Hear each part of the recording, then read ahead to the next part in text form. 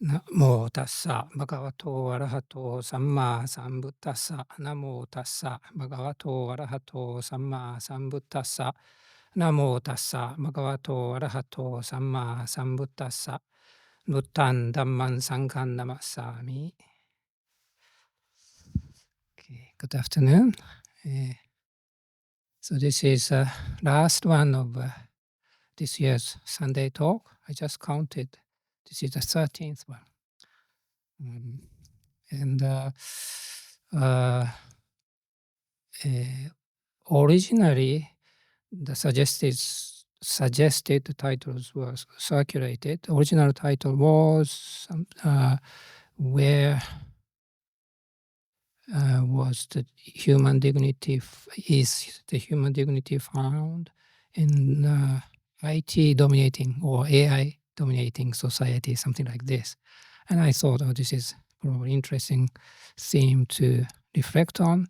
But then later also realized this is the last one of the Sunday talks. So I thought to extend the theme to be a bit more inclusive. So that word in the modern age. So what is the title? I have to where human dignity lies in modern age. So human dignity is one thing. What is that? But also when we say modern age, people can think, or I can think many things. And of course, I can't cover everything, or I cannot meet all the expectation you have now. So for today, at least 2 or 3 things particularly I have in mind. First one is this AI or IT that really ever fast and growing and then affecting us. This aspect of AI, IT aspect of the world. And the second one is maybe not typically you would think as something in the modern age as such, but it's been affecting us quite constantly, which is dementia or Alzheimer. Dementia and Alzheimer is not identical thing. Dementia is more general term. Alzheimer is one of the symptoms.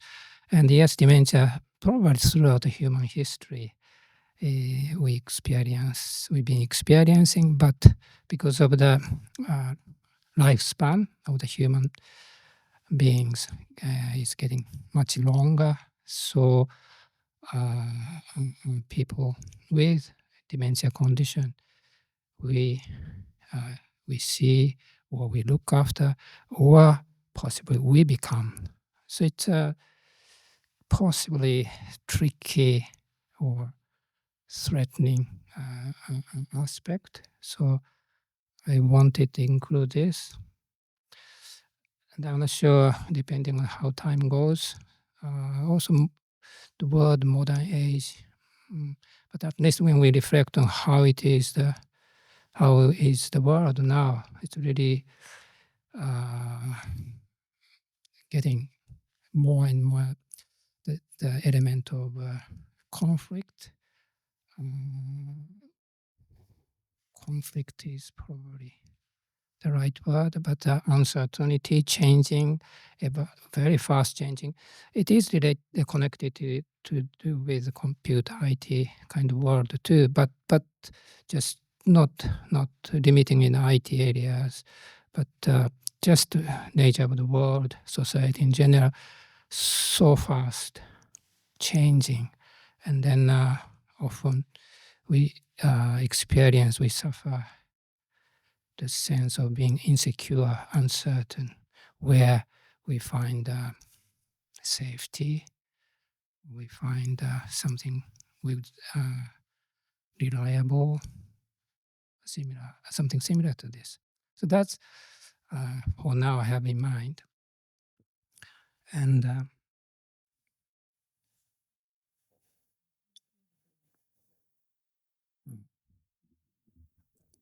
Sorry, I have a famous. Can you hear me better? Or do you have a loop? The hearing aid? We have a loop here. If you have a hearing aid to pick up. Can you hear me? How about others? Are you okay?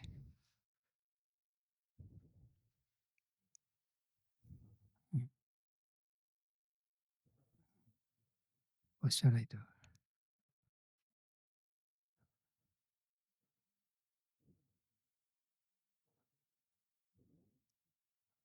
Okay.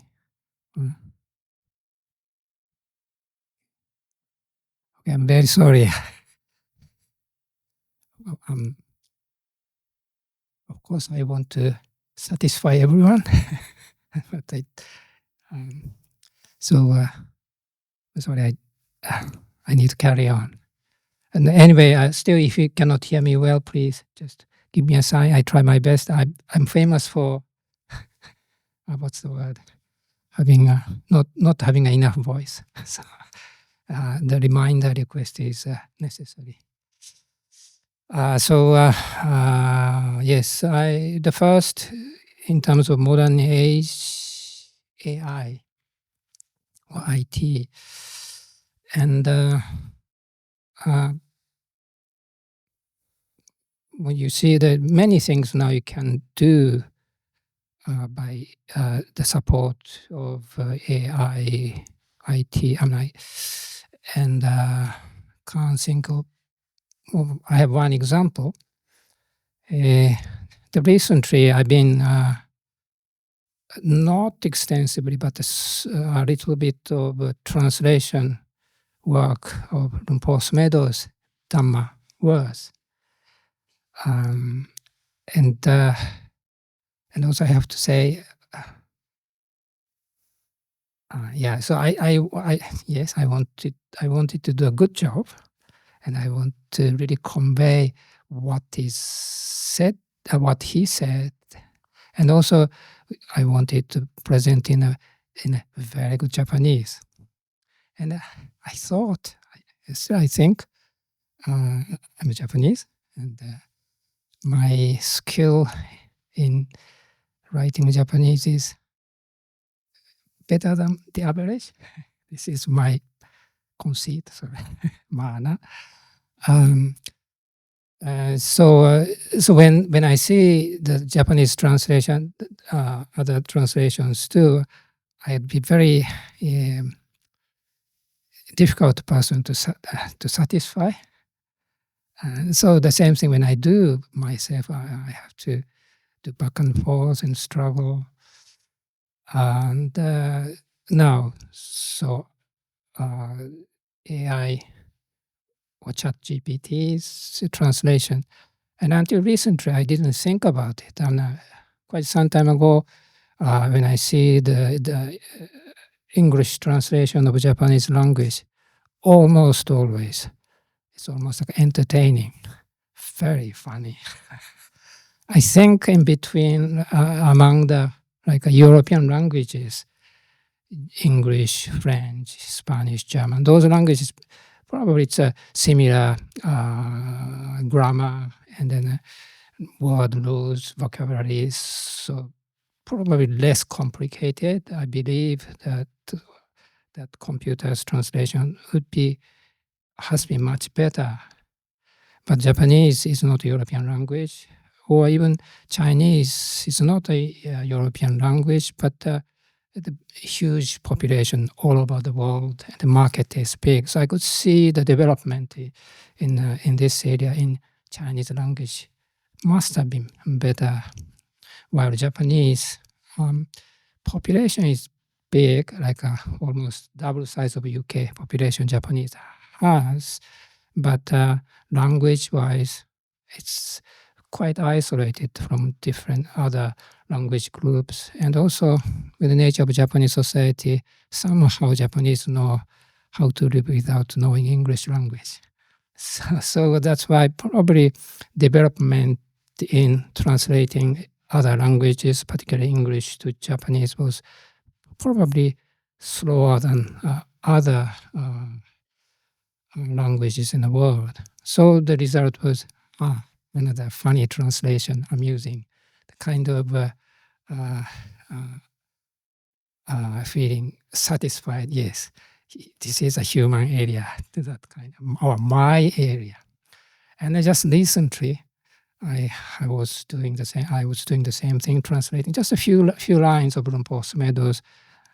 I was doing it, and what is this word? What is this phrase? I became stuck as usual, and then okay, maybe I try Google Translate. I put about one paragraph. Yes, you don't have to wait even one single second. Instantly, translation comes out. This is much better. But it's I don't say much better, but at least the points I was looking for, I was struggling and then looking for the improvement, they had answers. So, wow, it is helpful one way, but wow, if this is a case, do I need to translate? In detail, in fact, I still wanted to do more because the Google Translate, the work was probably 95%. It was good, but the remainder 5% was significant because this is a Dhamma. So it's not like a translation of news or just information or academic debate, quite logical and concepts. But Dhamma, particularly Lumpur Meadows Dhamma, in my word, it's not just a combination of the words, but meaning is actually beyond, or beyond is the right word. So his skill in using language to express that depth of Dhamma, and then when Google Translate does, yes, the language-wise very fluent, choice of the words. I see this vocabulary, this word is possible. I was impressed, but then still last 5%. But this is not right. So this is the part I really want to put my input. Even sometimes, even in terms of flow of the language, is not necessarily better than Google Translate. But to me, how the Dhamma or how the Lumpur Meadows teaching is conveyed is serious. I can't just, for the sake of nicer words, to compromise the meaning. So even this somehow, in terms of wording, is not fluent enough, but I still stayed on sort of unfinished translation of I was doing. So just 5%, I feel like still my area is left. But on the other hand, and this, I'm not a translator, professional translator or anything like this, but small shock to me. And shock is a strong word, but more than surprise. Because I had a kind of belief, assumption, this is not really my intelligent, my skill in language should be better. So it's, you may say, the pride or mana, but wasn't right anymore. So to me, it is not necessarily a big area, but still the impact was such. Now, as you probably know better than I do in the world, many things have started being done by the computers, and not just calculating, of course. Translation is putting one information to another language system, but also creating the stories. So it's a creativity. I'm not good at it, but already few years ago, not just very recently, but few years ago, I read the article that said AIs can compose or write stories or create novels which can have some kind of award. Not 3 years ago, but in the very near future, when I read it. Oh, really? So it's when I read it as kind of information and sort of I was fantasizing myself, but when I see that the actual Google Translate did better job than me, it was at the feeling of, wait a second, where my cheap or simple English is, where's my area, or where my ability is still appreciated, So other areas like composing a music or creating short films. And if you go to website, look for it. Still now we can say this is AI made. If you're not used to, wow, you just believe it, but then, this is AI made. Okay, yes, actually a little bit different. Right now, maybe tiny amount of difference left. It means human contribution is still essential. But you can imagine this remaining part is getting thinner and thinner. Or even AIs can do better than we can do. So, and also other area, more than a few years ago, when I was in Japan, I saw the documentary. Actually, it was from UK and then broadcasted in Japan. I had a chance to watch it. It is about AI robot. You may know he or she is a famous AI robot which does counseling, listening to the human beings, clients, problem with the work, problem with this, stress, the AI. And AIs, in the past, AI, well, not AI, but computers just did what they are programmed. But now it's self-learning.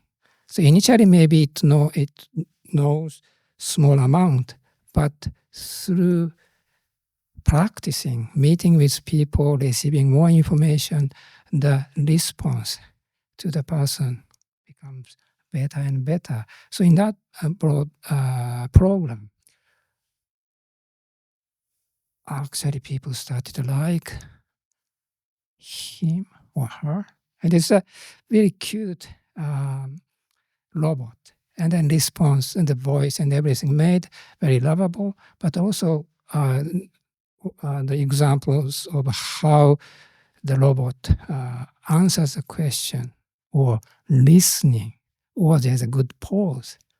Wow, this is probably better than some of our friends. And you can't think like this.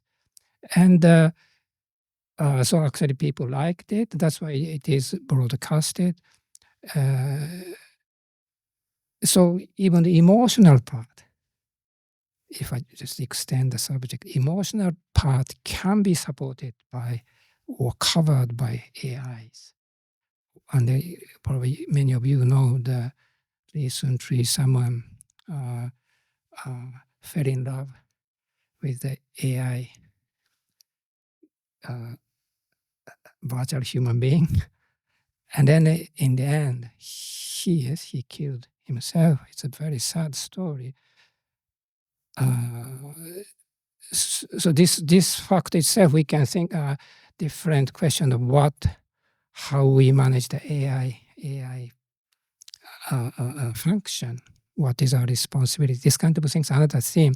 But at least AI can cover our emotional aspect as well. So not like just initially just a tool for calculation, but it covers uh, uh, uh, uh, thinking, and then composing stories, and then also covering emotional areas, arts.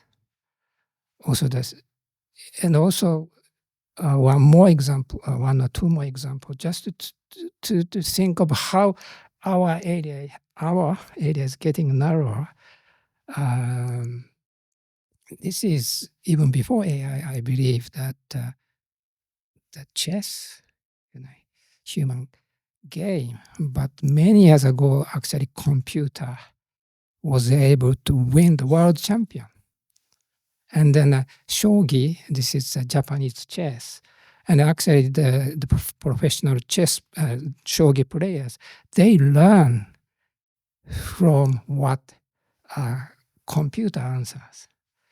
And then often the computer can show the answer that human usual player cannot ever think. Why is this? I mean, yes, maybe genius can do, but human brain has a particular way of thinking, habitual, or this should be. So in order to use limited space of the brain, we find a way. Okay, next one, I should play this. I should do this. But computer has a huge amount of memory space and then calculating space. So that's why for the computer it doesn't matter. They just cover everything without filtering, screening, and it result the way human being, this is ridiculous, we don't have to think, go to that channel, but AI wouldn't mind, and then pick up something very unusual. If it's a human being, we think, wow, this is a genius. No ordinary player wouldn't think. So that way, AI can be, quote unquote, creative. But it's different way from human being. If human being is very creative or even what we call genius, I would think it's more coming from the space of intuition, intuitive sense. How about this? Which ordinary human being, ordinary brain cannot think. But AI, it's not like not that way, but AI can cover so many information quickly. Human brain cannot do. Of course, in the same way, there's a benefit of it. For instance, when we look for the new medicine for incurable disease, until recently, if it's just a human endeavor, we can test only few cases, few possibilities one by one, and until find new medicine is ages of work. But because of the capacity of what to call gigantic size of computer, very fast calculating. So the answer, possibility of a new chance to find a new medication to cure incurable disease may become possible. I hear this news very often. So it's a many better side. But this is another aspect, fast calculating so many information handled. I can go more, but I should stop. I'm not talking today. It's not advertising AI.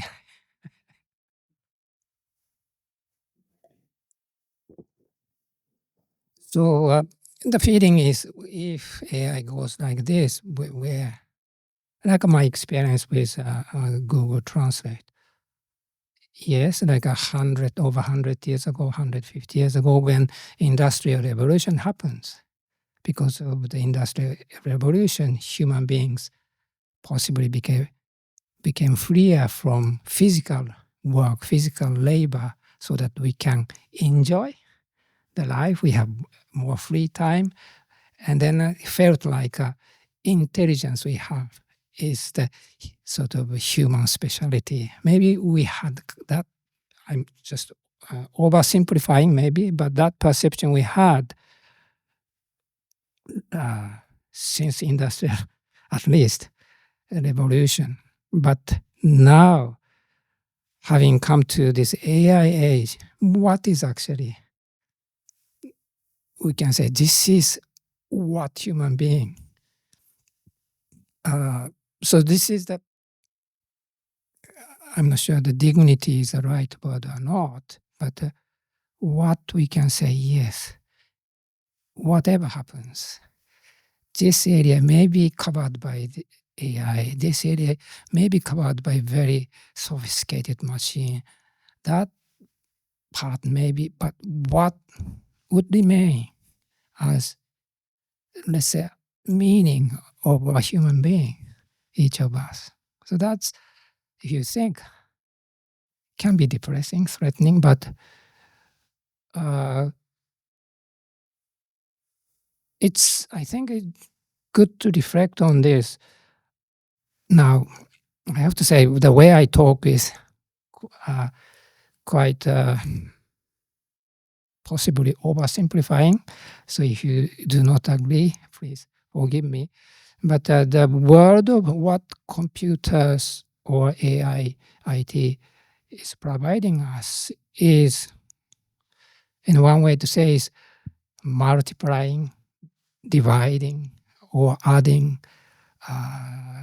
reducing, and then combining together, expanding, making a bifurcation and so forth, creating, increasing more and more faster.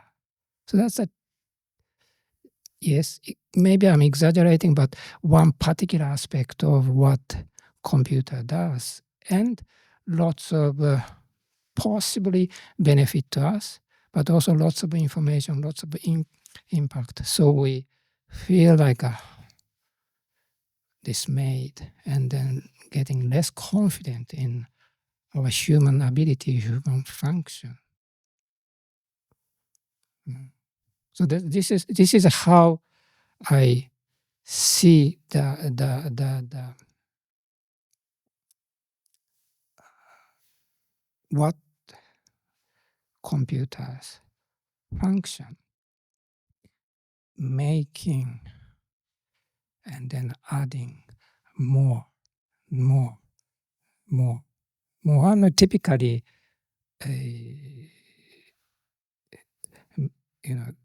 size of memory we talk about. Until recently, we just talked about the kilobyte. Kilobyte, change it to megabyte, change it to gigabyte, terabyte. What comes next? So the change, you see, probably only until recently, the change speed, velocity of the change is linear, either sharp or not sharp, linear change. But what computer science does is, my feeling is, change, speed of change is exponential. So not like a linear, faster, double. So like when I talk with, not here, but when I talk with a teenager in Japan, maybe 17, 18, 19 years old, and then they said to me, I cannot understand what those younger ones think. Only 3-4 years younger. So even, I don't know how true it is, but felt like for them, even just a 3-4 years change will make huge difference. So ever changing and more and more and more. So yes, I shouldn't see it on a difficult side only. As I said, example of the medication, finding a medicine, there are many benefits from it, because to have a large, vast size of computer, many things now can be possibly solved. So many better size too, but just the size of information and the speed of the calculation we are not sure. And instead of explaining too much, just then I straight jump into the conclusion. Or what I want to say is, this is why we need a meditation. And of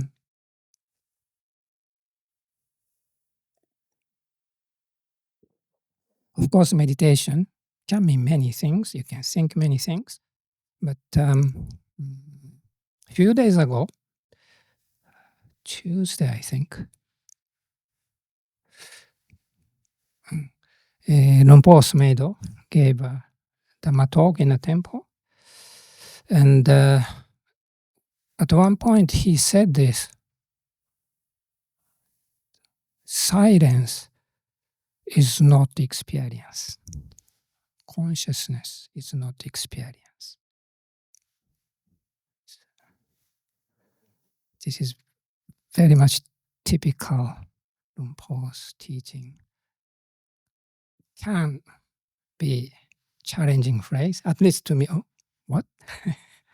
Silence is not experience. No, we experience silence. We can think. But what is this? Silence is not experience. This is really, if you reflect on this is really what Lumpur Smedo talks as consciousness. And when I say meditation, is really, I can say, ultimately pointing at this. This is my commentary. Silence is not experience. So first, when I heard this, probably I hope some of you have similar experience. Not experience? No, experience. Because we live, we experience one moment after another. Experience. Not experience. What does it mean? Silence we experience. So what does it mean? So I just stay with the word. Silence is not experience. So what is experience? Experience is, one way to say is,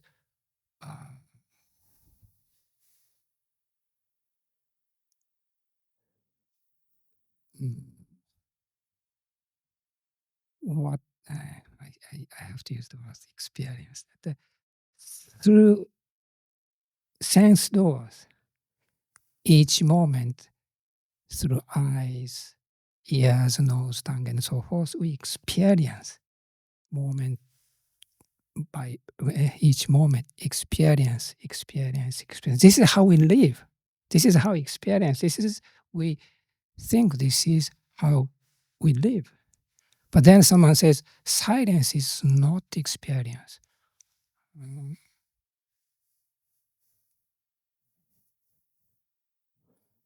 So when I hear this kind of word, like Lumpur says, silence is not experience.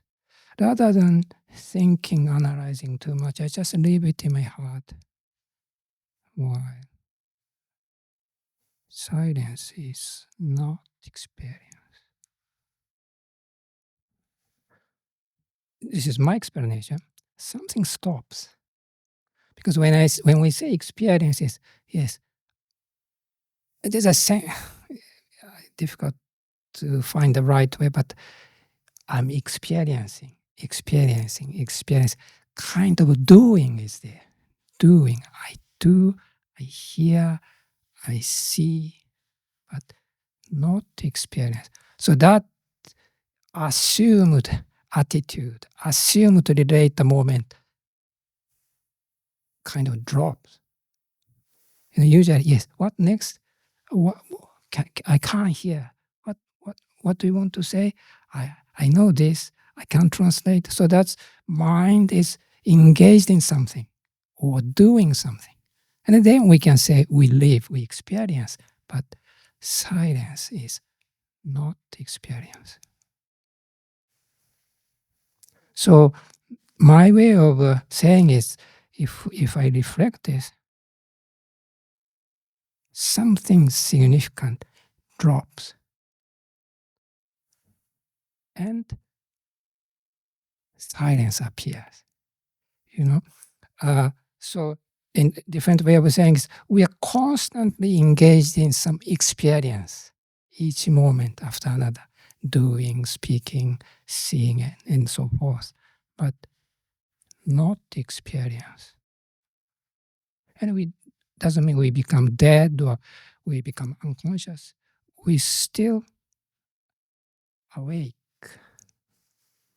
And yet, you may say, experiencing mode is not happening yet. So purely just aware. So that's what I learned from the phrase, Rinpoche's phrase, silence is not experience. Likewise, consciousness is not experience. I'm aware of the time. Just like to talk about Alzheimer too. Like,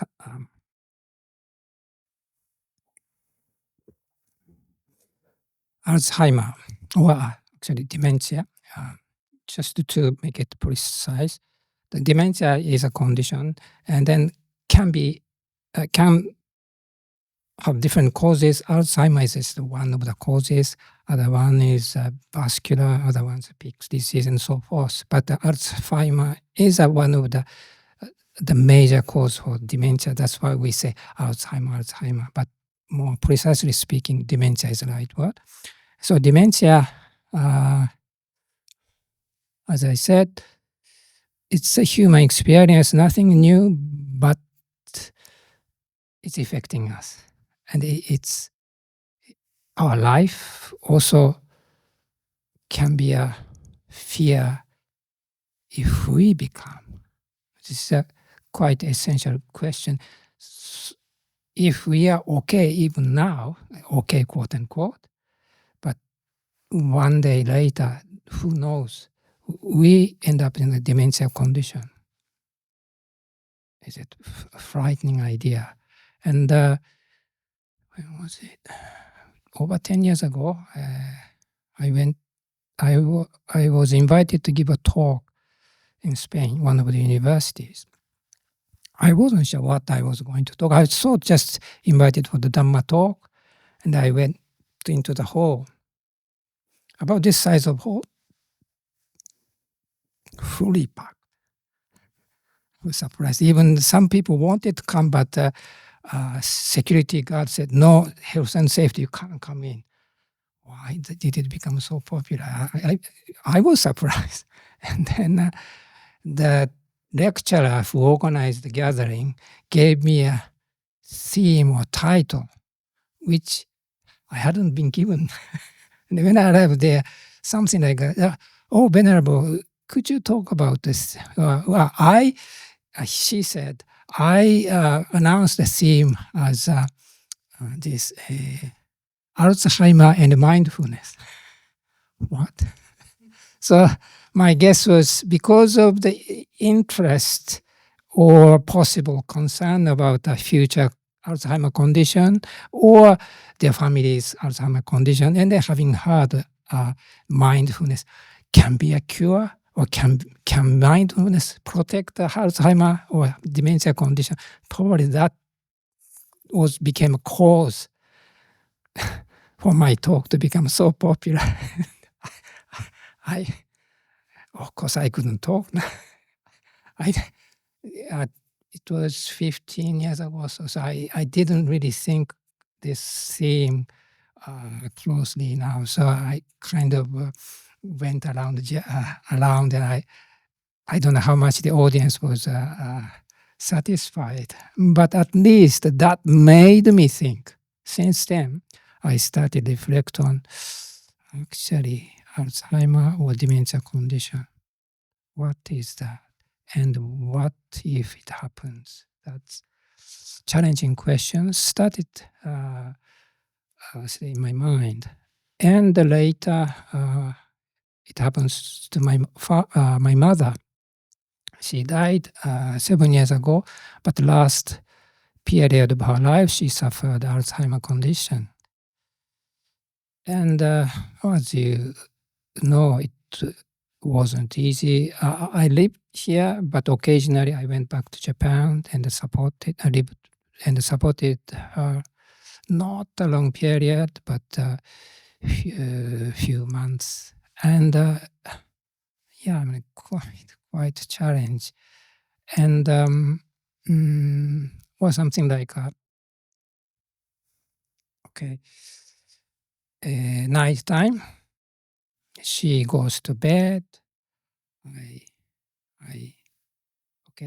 I would sleep in the next room, and then sometime, just about I start fall asleep, she would call me, "Come here, come please." Yes, I got up and went to see her, and she would ask, "What time am I supposed to wake up tomorrow morning?" "Oh, 7 o'clock. Don't worry, I come to wake you up. So sleep well. Good night." Well, it's not that simple, but takes 10 minutes, 5-10 minutes to do this. And okay, eventually she kind of became okay, fell asleep or settled. And I went back to my bed and I fall asleep. Soon, almost like as soon as I start feel comfortable, "Come here, please." "Yes, mom." "What time do I..." You can't say, "I told you." Of course, you want to say, "Mom, I just told you 10 minutes ago." No, you can't say this. By then, I learned that. So I try to be patient. And, tomorrow, 7 o'clock, please do not worry. I come. So just have a good rest. Good night. Okay. Another 10 minutes conversation, negotiation. Okay, I went back to my bed, fall asleep, please. So this kind of say 3-4 times or more. So this is just one typical example of how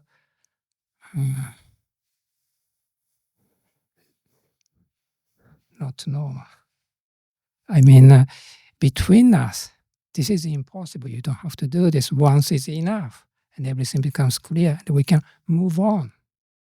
But it's not the case. And then many other things happen.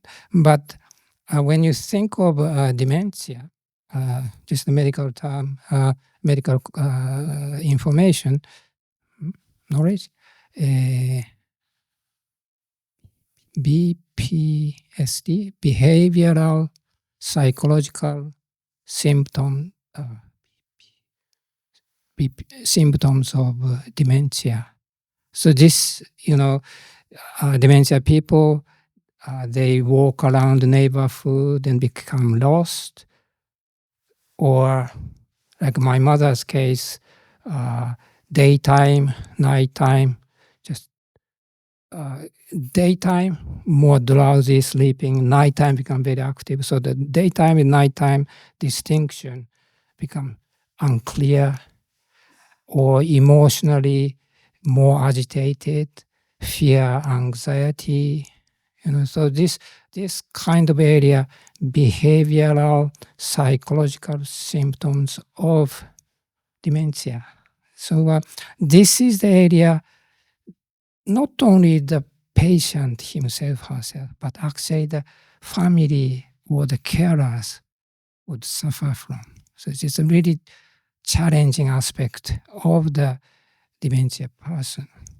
But core of the person's symptom is actually cognitive functions deteriorates.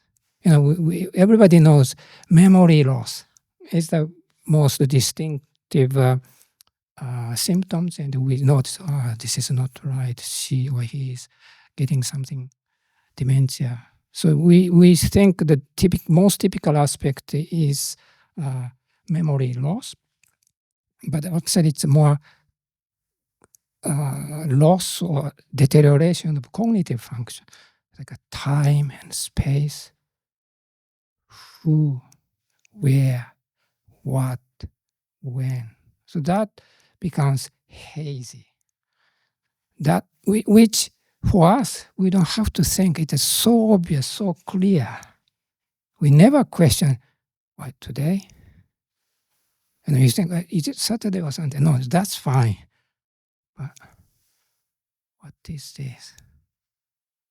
So just the perception and recognition of the time space, which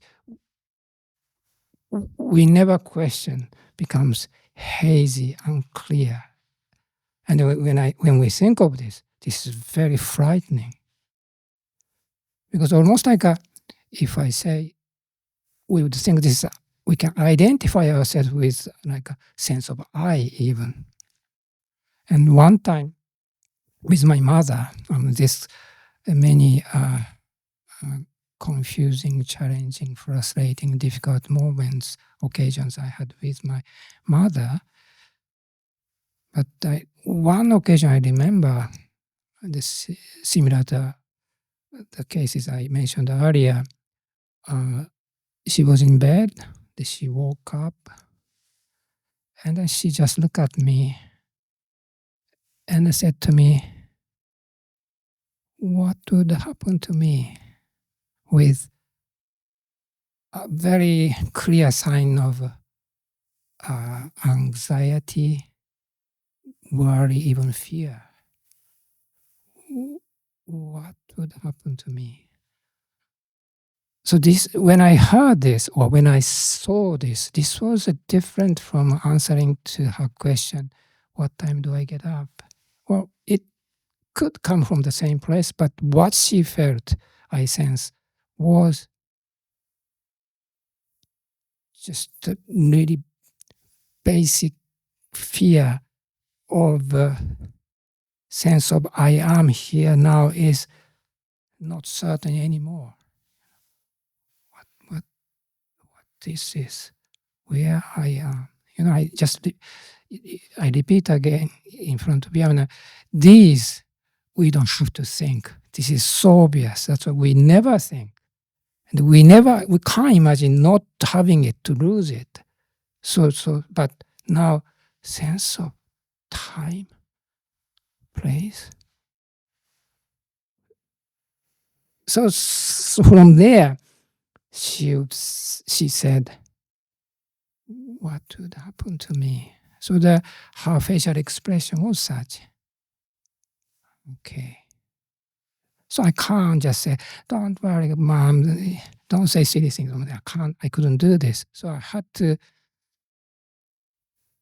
be with it.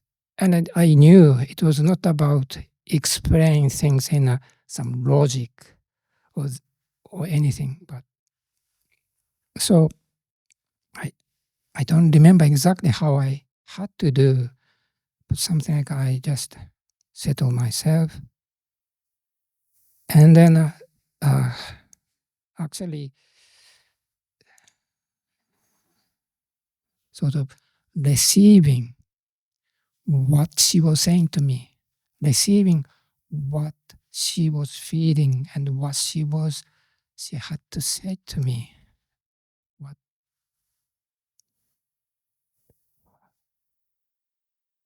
So that, and then from there, I wouldn't say anything special, but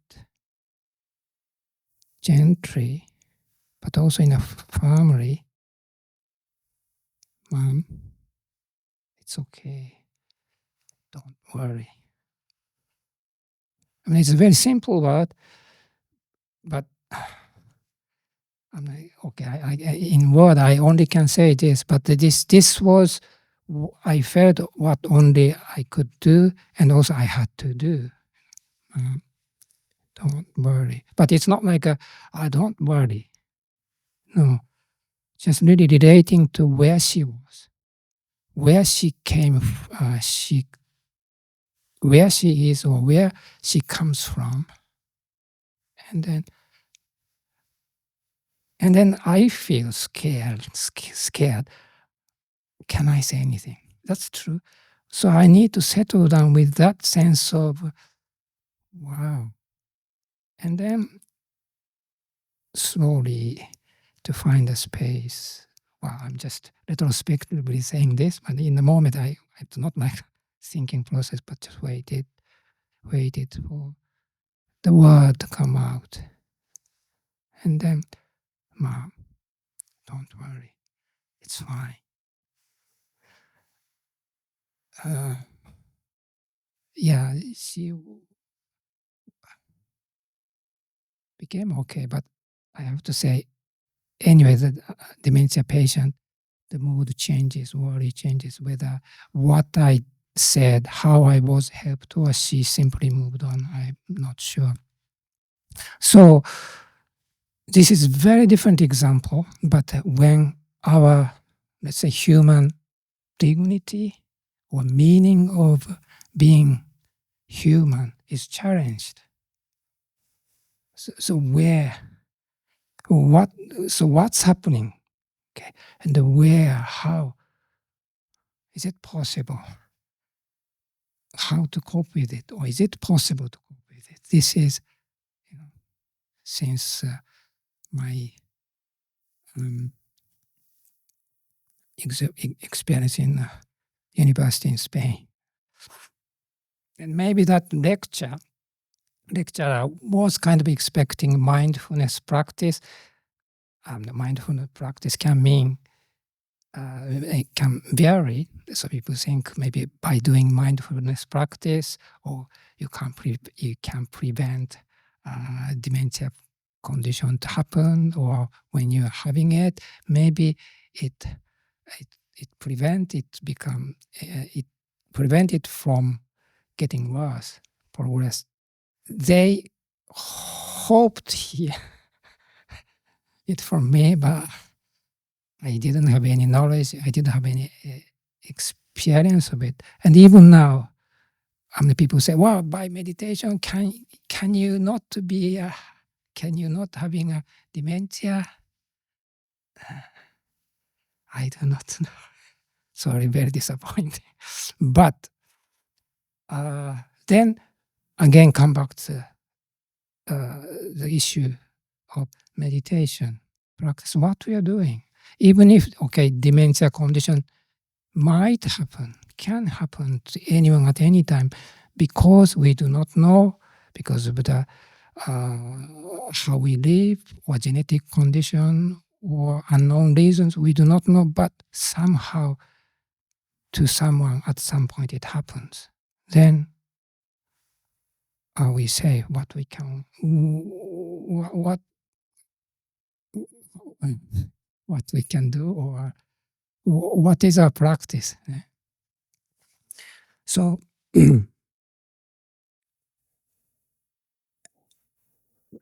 dementia, I reflected what is dementia. Slightly simplified way of saying is, it's really, if where is affected is in Buddhist term, sanya kanda. So if you're not knowledgeable in Buddhism, human existence is seen in 5 categories. Let me say in a Pali, rupa, vedana, sanya, sankara, vijnana. So the body, feeling, sanya kanda, I will explain, perception, sankara, mental formation, vijnana, sense consciousness. So I say this sanya kanda is main part of dementia condition. Because the word, we say memory loss, but sanya kanda is about the concept, the word, name. So this part, cognitive functions deteriorate. This is the core aspect of dementia. But what is cognitive function? again, if you want to be very precise, I may be wrong, but one significant aspect is this experience in the area of sanya kanda, names, word, memories, information. That's why we say memory loss, and then also the recognition of the time, space becomes hazy, funny, or even lost. It's not about the emotion yet. Emotion is a sankhara kanda, fourth one. Emotion also affected BPSD. I said people become more agitated or become uneasy. Not everybody, some of the dementia patients are, but this is sometimes they say also associated symptoms. So the cognitive function is a core symptoms of the dementia. And yes, emotional part, you see people with distressed, various emotional aspect is there. But this is a sankhara kanda, I would say. But this main part, core part is actually sanya kanda, perception, names, words. And this one is for us very difficult to see it objectively. Vedana, or body, yes. We would say this is my body. Very precious, difficult to see it objectively. We can say, so difficult to understand this is not mine.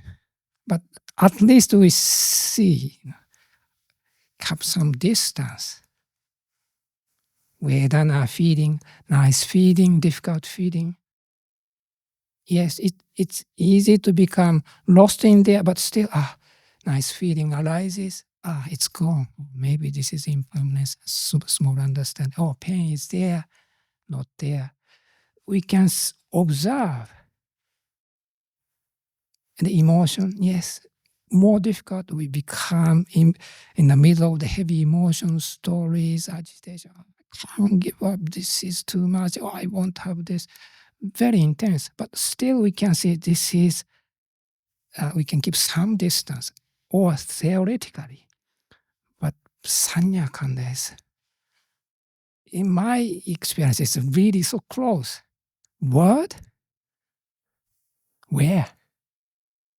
Concept, perception, where? Objectively, how?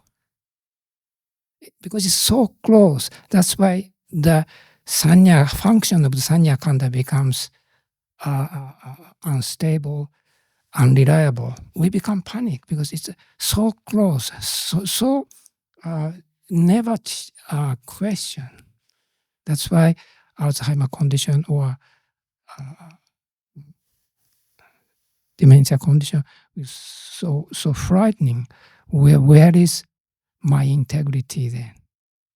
So just I'm saying aspect, challenge of Alzheimer condition or dementia condition. But if you come back, see it in a Buddhist way of looking at the human being or human existence, it's actually sanya kanda is more related.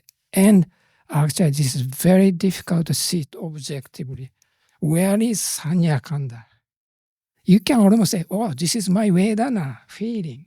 This is my emotion. I'm of course here, but kind of mentally you can imagine. But name, perception, it's just so close to us.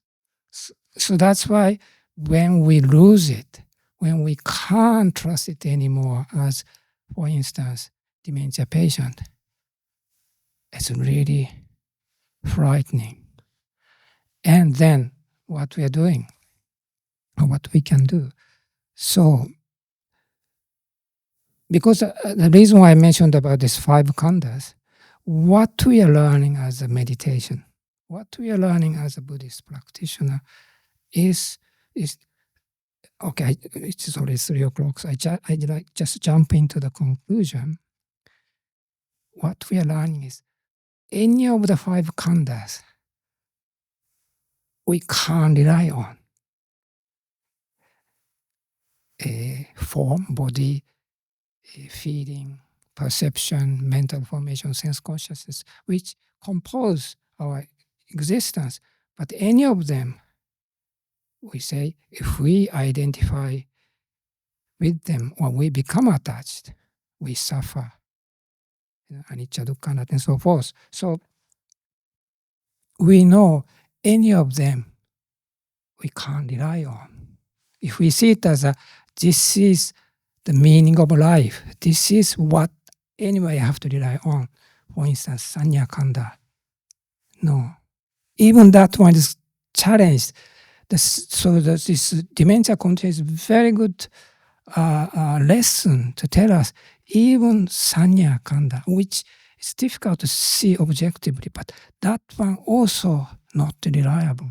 Then where we can rely on, where we can see the place to, let's say, refuge, or where it's a safe, where we find a safety place. So now I come back to the same thing. When I talked about the AI, I quoted Lumpo's word, just listen to one. Silence is not experience. Consciousness is not experience. Silence is not experience.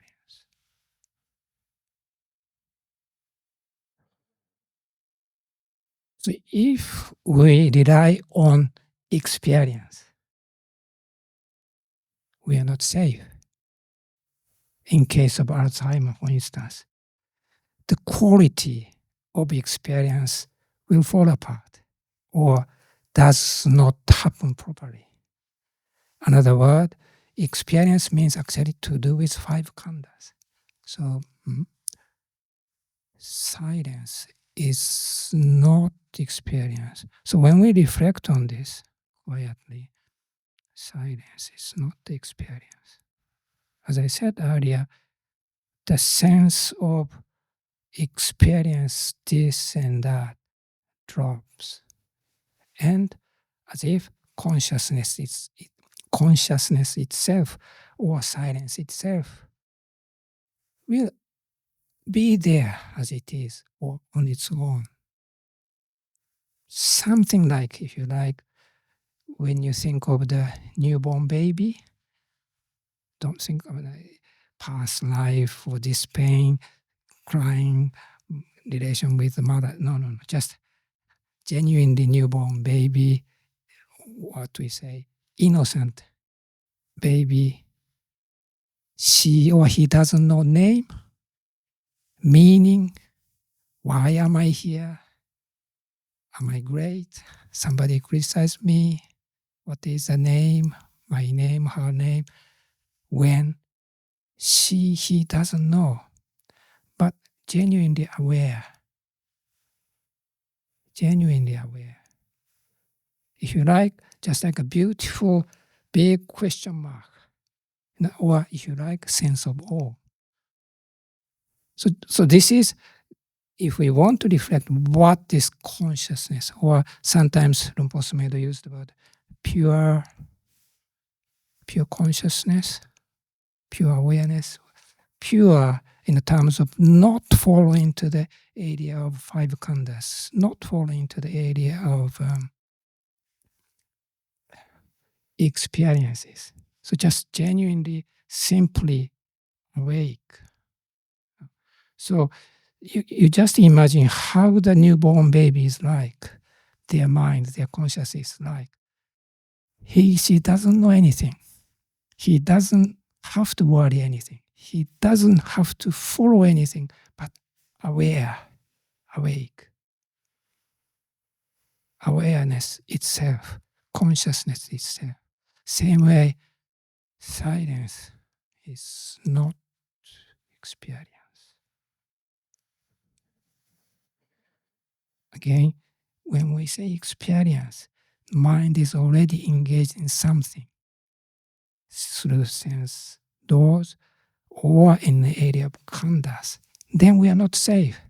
Typically, examples, Alzheimer, even the sanya khandhas, names, words, I, he, what, is not reliable. But this being awake itself is possible. And this is ultimately most important. So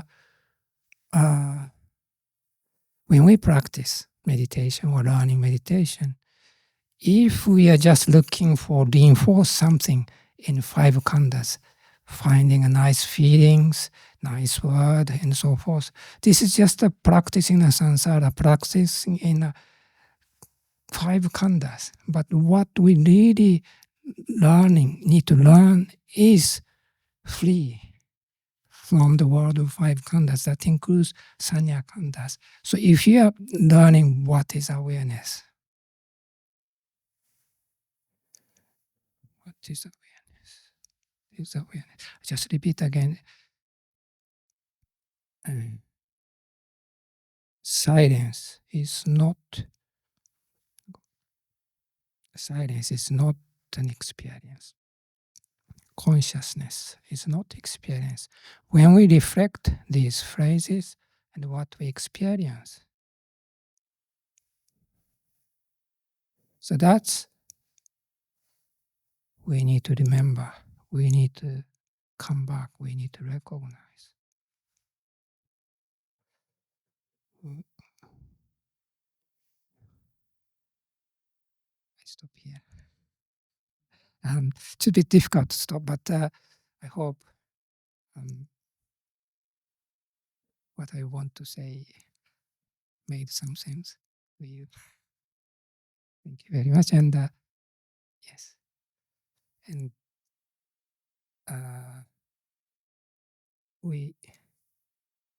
I stop here.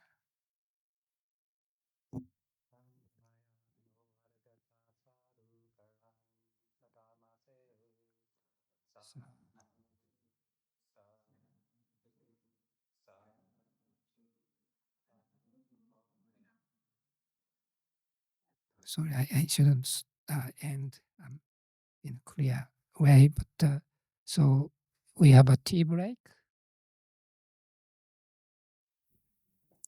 So any questions or any comments? Yes, please say through the microphone. Hi, thank you. Thank you for providing the talk today.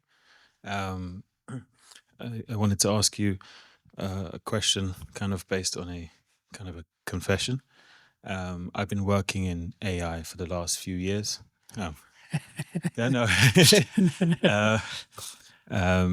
So my job has required me to use AI quite substantially, whether it's writing emails, content, code, whatever, a lot of things that are requiring my mind to use AI. So I could say maybe for the last few years, 8 hours a day, 5 days a week, I've been involving myself in AI. And this is kind of where the confession comes. It came to a point on Valentine's Day. So I was going to get a card for my girlfriend at the time. So I bought the card, I sat at home, and I was about to sit down and write the card, and my mind went completely blank. I kind of had this shock because I've been so reliant on an external computer system to make conclusions for me or make answers for me that it kind of reduced my ability to critically think. And which shocked me because I thought, this is the person I love, and I'm struggling to find words to put in a small card to write to my partner that are coming from the heart.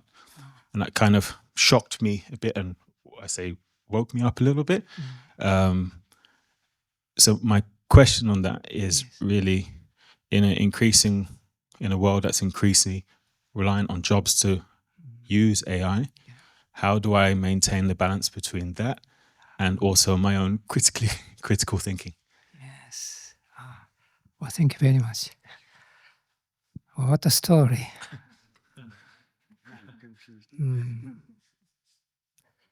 When you want to wish to write something from your heart, nothing came out.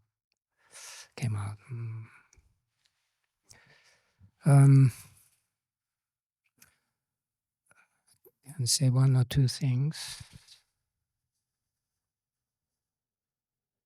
Yeah, how to, yeah, your case is very particular, but even for others, we are in the world of IT, IT world, and so well, during the talk, I said the importance of meditation, and particularly more the essential part of awareness I talked about.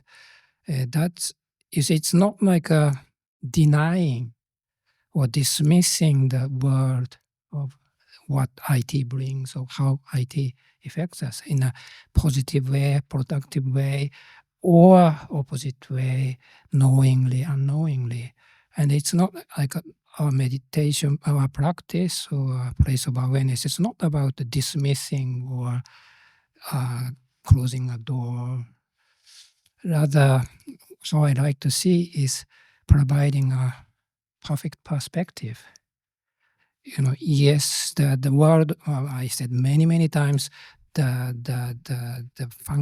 world of IT or function of IT is ever fast growing more and more, just to beyond our capacity. Well, I said beyond the capacity. So if we do not know, or if we do not have any perspective around it, whether we just have to always catch up with or fighting or become drowned in it. That's only that kind of relation is possible. But when we have a perspective, Rinpoche Smed often says space.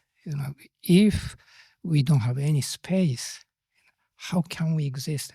Yes, we talk about this concept, this being, that is something more immediate, and we experience. And this we like, we don't like, we value, we don't value.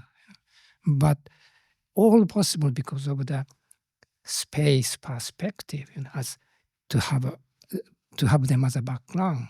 Without it, it's just like literally suffocating, no freedom, rigidity, and then just we have, and how we can manage. So it's just like a ever fast-growing IT world. So in that sense, because of that, we really recognize the need for perspective. It's not like for us to say, we don't want it, it's too much, well, we destroy all the IT things. Mind may think this, but it's not really realistic or helpful. But so the Buddhist approach is how to live with the world, not like making a serious judgment of this is best, this is totally wrong. But world, like a modern world, is for some reason like this. Then how we can find the peace with it, how we can manage. So that's when I said meditation helps, is giving a perspective. So to answer to your question, maybe it's a very boring answer, but meditation is good. You see, the mind, typically IT world, but it doesn't matter any other things. Mind is constantly engaged in what next, what is the name, who it belongs, what is in the past, what comes next. So it's just our brain is constantly involved in finding an answer or creating this and that. So to have a right sense of break, right sense of perspective, that's meditation. So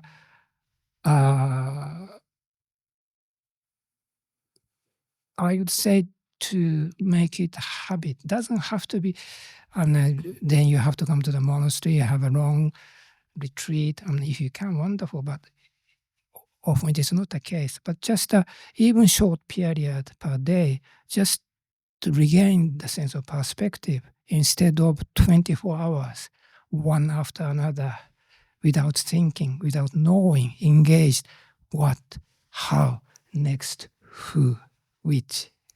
So that's why meditation, I think, essentially important, particularly because of the IT age. So that's one thing I repeat again. And also just come to your particular experience, not being able to write or find a word. When I heard, it was a very painful experience. But also,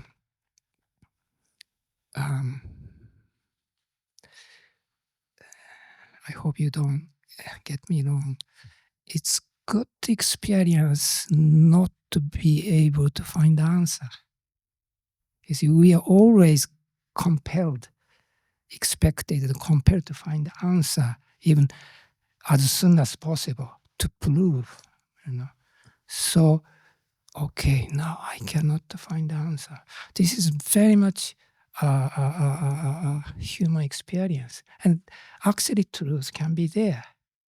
In the monastery, if you live in the monastery, so many things frustrating or not sure, no answer comes. Or I asked the Ajahn for this and I've been waiting 2 weeks, nothing comes back. That kind of thing can happen. So being patient or to live with the experience of not knowing. We are not good at this. We means particularly people in the modern age. We're very intelligent, so we need to have answer. Not have answer is not right. Education or any other places, we've been strongly conditioned like this. But actually, we can experience, I cannot find the answer. I do not know the answer. Initially, it's very frustrating, or as you said, it's more than frustrating. It's really shock. But I would say this is opening to something more real.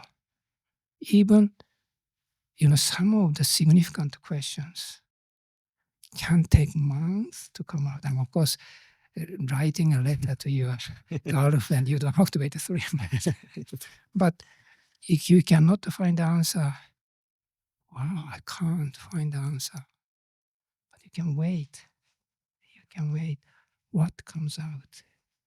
Often, like this is almost like a quality of contemplation.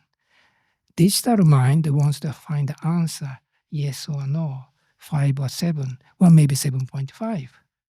But also there's a space, silence, we don't know. But that can be very precious.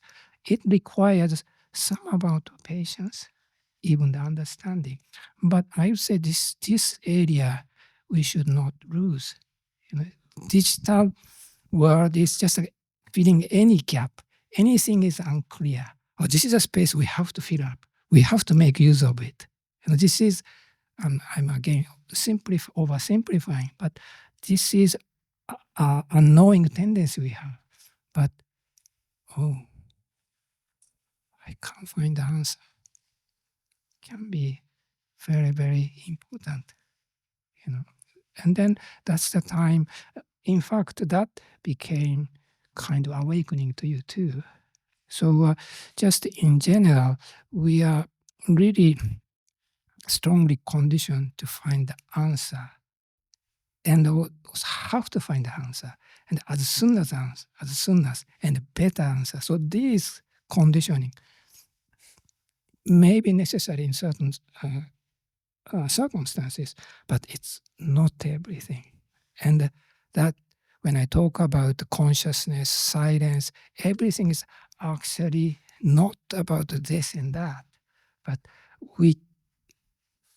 the silence where you don't have answer, but that moment itself can have totality. There may be more aspects to it, but this is what I think. Oh, thank you very much. Thank you. Yeah. Have you managed to write anything to her? Yeah, I'm 1 year and 11 months late, but I'm okay. Okay. Yes, no, but thank you. Yes, it was I think exactly what you said, that the simplest answer is the best.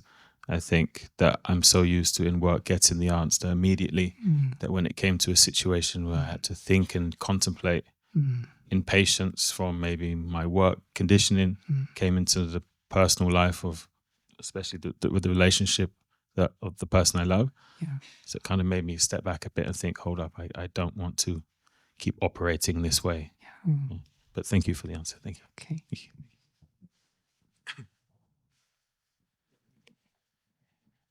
Anybody else?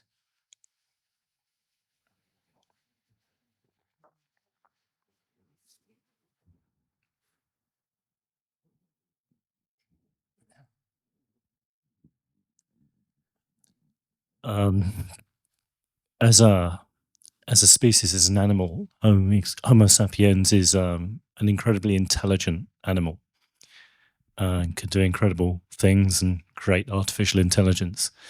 But it can also be an incredibly stupid animal and fight and kill each other because this is my space and my land and all the other nonsense that we dream up.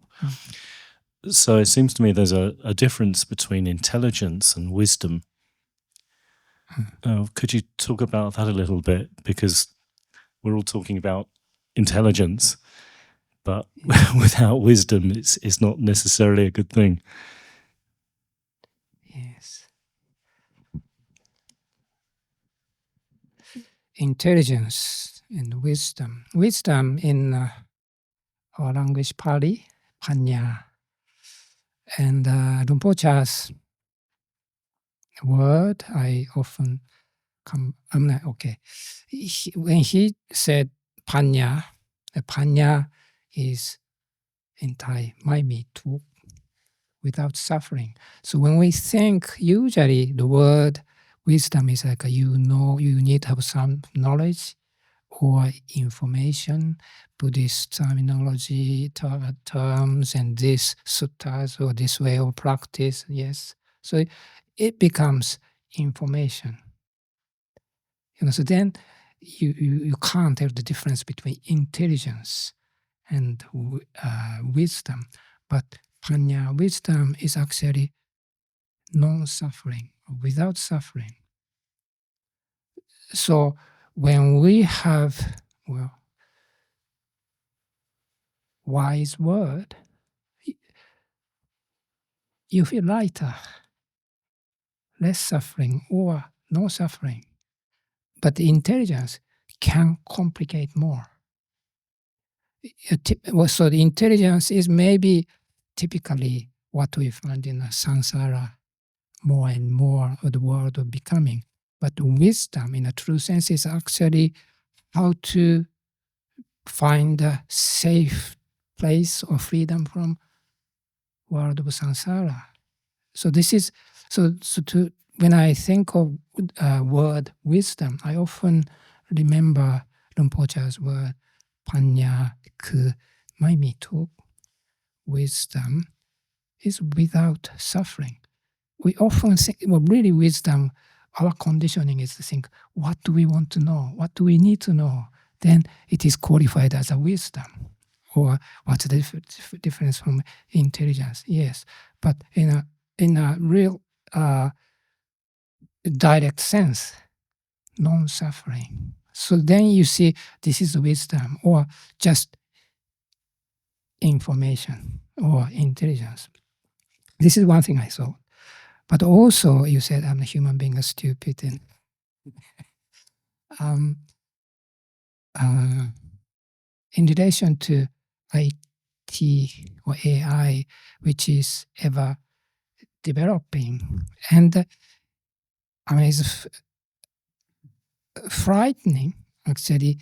AI can take over human society. For instance, I just read, like in old days, let's say, newspapers, books, newspapers. We had human editors, and the editors make us decide. Okay, this is the main story, main title, and this and that.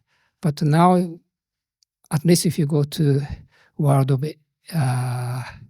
SNS or the news on the internet. It's not a human being, the presenter or the news. That's algorithm. We have this information which comes, and you can't assign human beings to cope with so many information news come from everywhere so fast, so many. So there's an algorithm. Do this. But which algorithm to choose? That's still human. So it can be very vicious, can be wholesome, but often it's based on the money. If it's the market, you want to get more viewers, then you can make money. So you want to put more news, exciting, attract people's interest. The result is, okay, doesn't matter it's true or not, doesn't matter wholesome or not, but exciting, even fake news, they don't mind. The result is, so actually the editor is not necessarily human being anymore. So it means this IT era, okay, now it may take over this frightening idea. human, what we can do. But at least for now, our responsibility to IT also, IT may be very, very powerful tool, but how to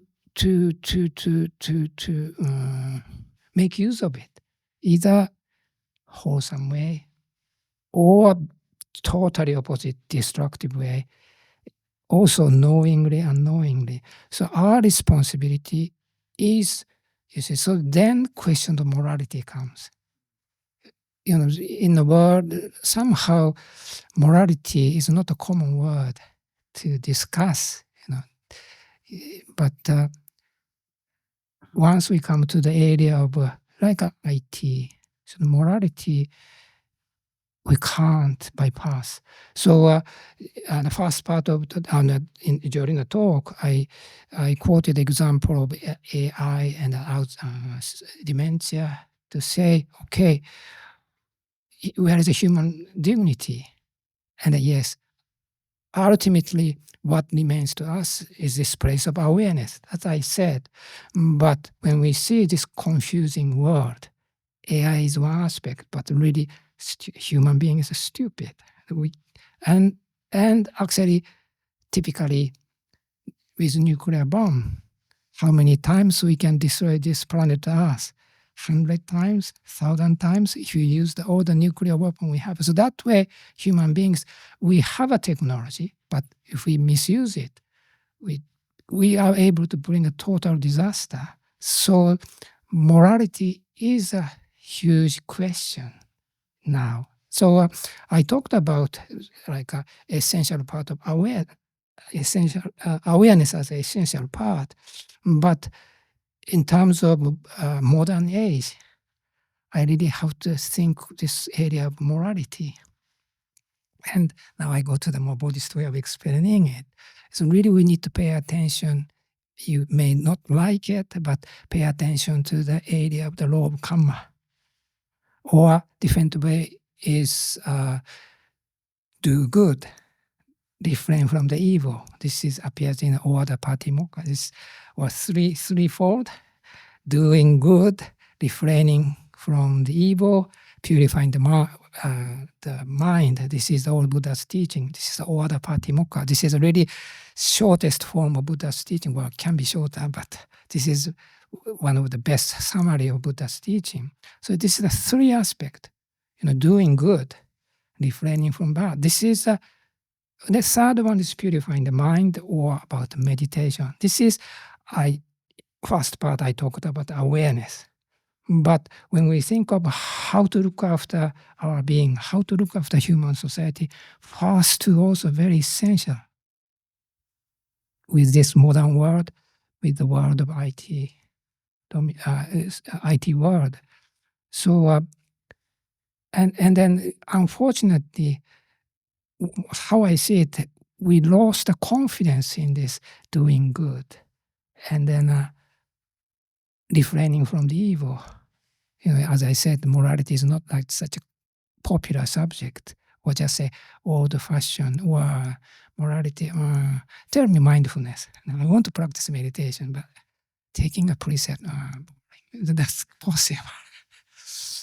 But also I can see we may have lost in confidence in this moral, like doing good. Does it help? World is so much problem. Does it help? Does it help us? So this is what I mean. We may have been losing the confidence in our goodness, or danger of doing the opposite. But if you live in a monastery particularly, and if you meditate often, actually you notice goodness exists, and goodness actually brings the result. Being in a monastery, this is wonderful place. Like everybody comes to do something good, make offering, support. As being a mendicant, everyday food, typically food, we don't buy anything, but people bring food. Or on a Katina day, people offer rice, at Bindabat, full of joy, and just like whole place, we become filled with the joy. And nobody forced to do this, but this is a very tangible feeling. And also I often, when I talk with a small group of supporters, instead of for me to assume, okay, this is what they're doing for us, or thank you very much, kind of routine recognition. But one day when I look at how happy they are, I was actually, what's the word? Strong recognition. The goodness is there. And then what they do, what they are doing makes them so happy. We can't argue it. It's just a fact there.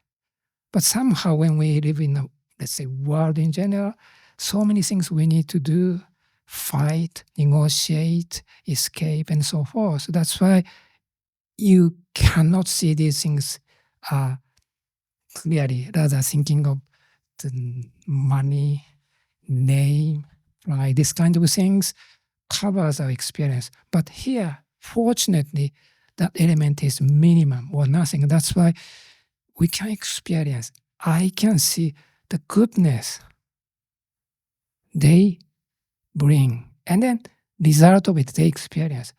No doubt about it. And the opposite too. How you want to make yourself miserable yourself. When you do something wrong, it doesn't disappear.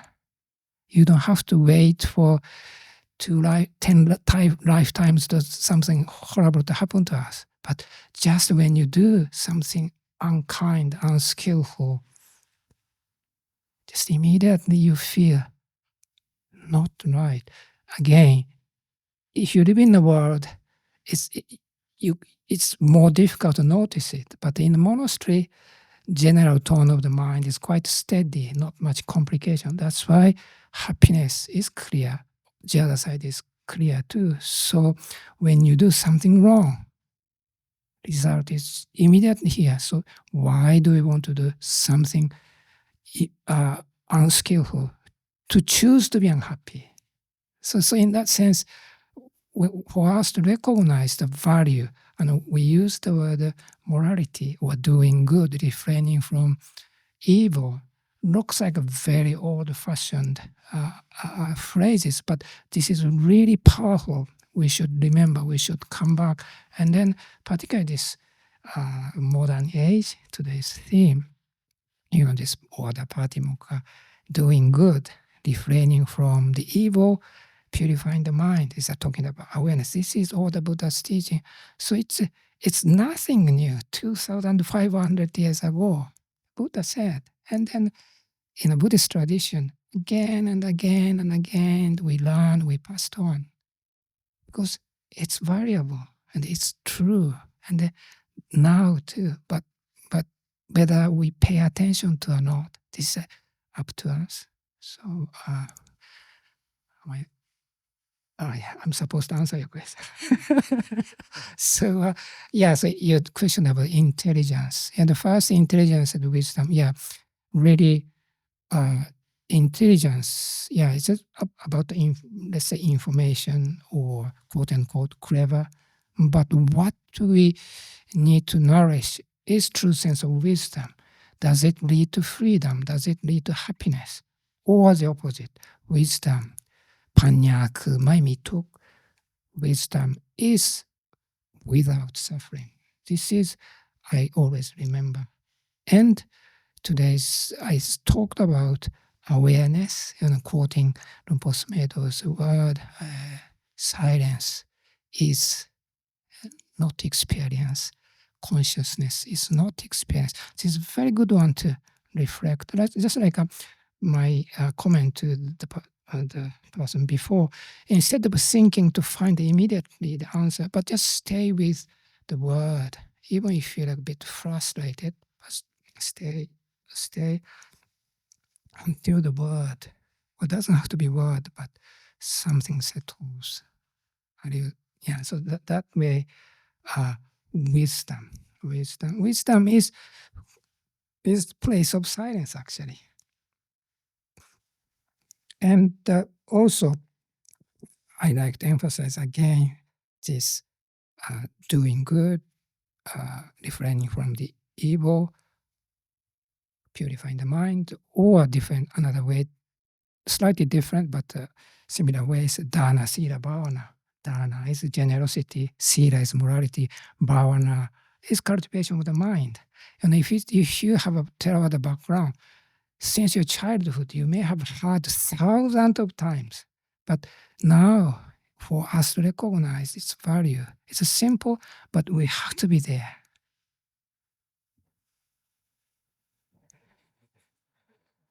This is my answer, my comment, not answer. Thank you very much.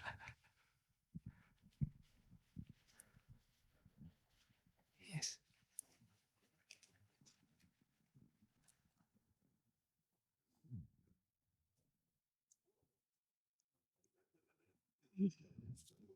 Yeah, thank you for your talk. I thought it was really beautiful, and just very touching.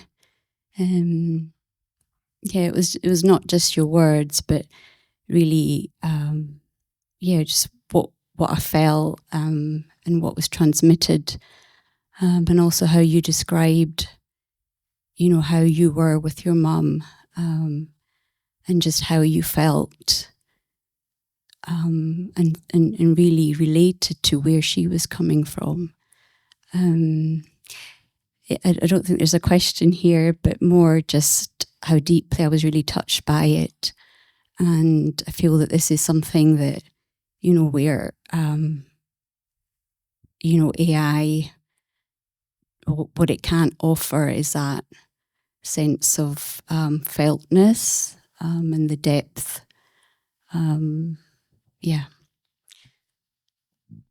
Oh, well, thank you very much. Wonderful to hear. Sitting here, talking from here, sometimes it feels like a bit lonely. Not sure I'm just talking and everybody becomes bored or pretended to listening. But just to hear something like this is really encouraging. Thank you very much.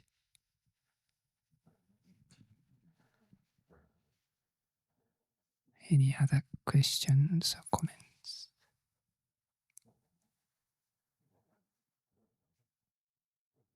Please.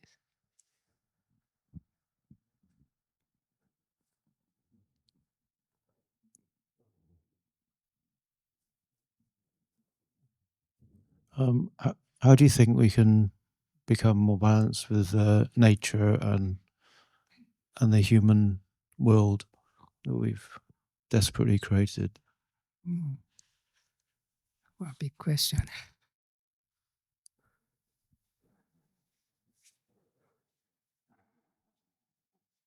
Yeah, it's our relation to the nature.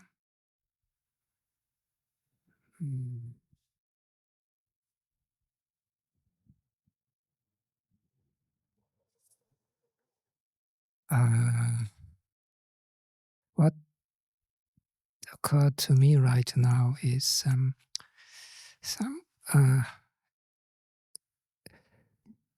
recently I listened to the recorded talk by D.T. Suzuki.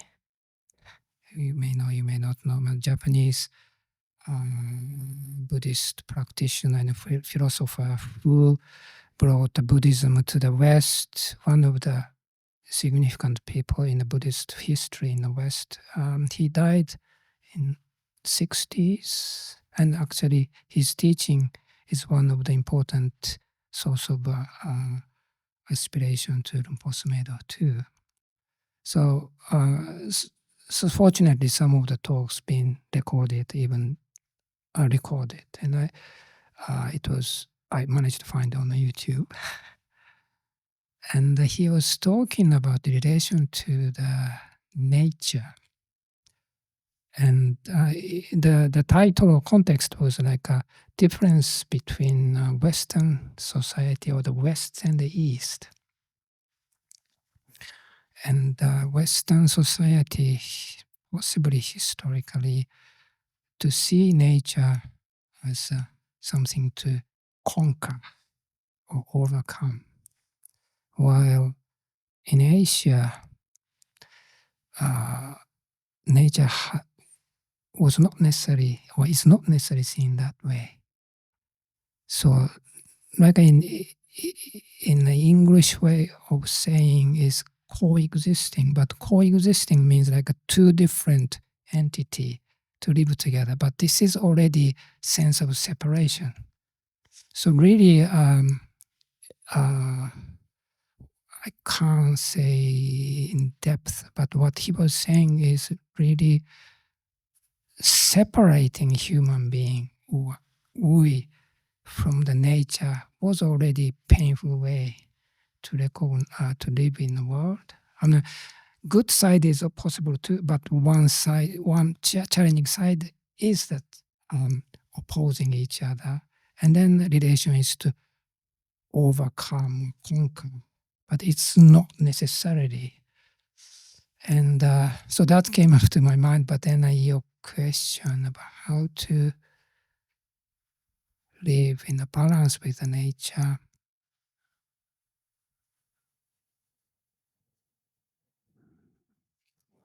Sorry, meditation is the best. Well, best, it means, you see the balance. The word balance is, I can see in the two ways. Number one way is there's some A and B. Balance means how to find the balance. Maybe here, maybe here. I'm a bit simplifying, but this kind of way of balancing it. But the meditation, or also we have a word middle way in Buddhism. Middle way, also the same way, two ways. Not too tense, not too loose, and just optimal tension. Then we can play the lute properly. That's how Lord Buddha explained, one of the way to explain middle way. But more essential sense of middle way is not like A plus B divided 2, we find the balance or middle point. But the true sense of balance or middle way is by letting go both A, B, or distinction, I, you, world. Then naturally the place of total balance will appear. Another word is, because we are engaged, I want to this, I have to this, then that engagement itself limits our experience. Then how can I make best? How can I make balance? But once you drop off this sense of agenda or let go, then totality is there. If you like, balance is there. So the meditation is the same. Instead of, I have to make it, I need to find the answer. What is the problem? Whose fault? I need to make balance. So all the agenda is there. do to find this. But true sense of meditation is letting go. True sense of middle way is letting go, sitting with a sense of letting go. Then I come back to the same phrase again and again. Silence is not the experience. Consciousness is not the experience, just awareness itself. And then it's, in my word, like a 360-degree experience. Totality is there. Balance, if you like, harmony is there. But as soon as you think, I want to do this, who owns this? Then this is right, this is I don't want, this is maybe. So all the struggle happens. We need to do this, but we should also remember the place of totality. So that's why when you said how we can find a harmony with the nature, yes, we can discuss it in a practical way, what we can do, what we need to avoid, what we need to pay attention. There should be many areas to think, but also in an essential sense, we need to learn what is meditation. It's true sense of balance. Otherwise, under the name of balance, we may add another agenda, another struggle. We need harmony, we need freedom, and fight against each other, which is possible.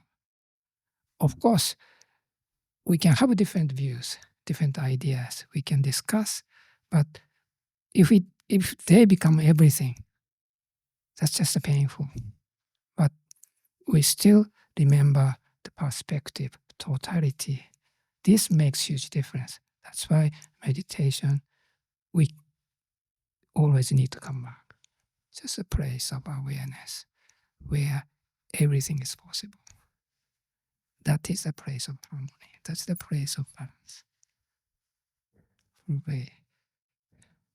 This is what I like to Thank say. you. Okay. It's already 4:05. If you have one more question, I can manage.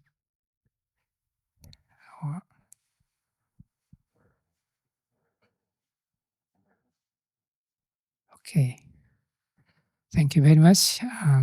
So this is the last of the Sunday talk, and you may have come to other talks too. So we appreciate your participation too. And what shall I say? I wish you a nice afternoon and evening. Thank you very much.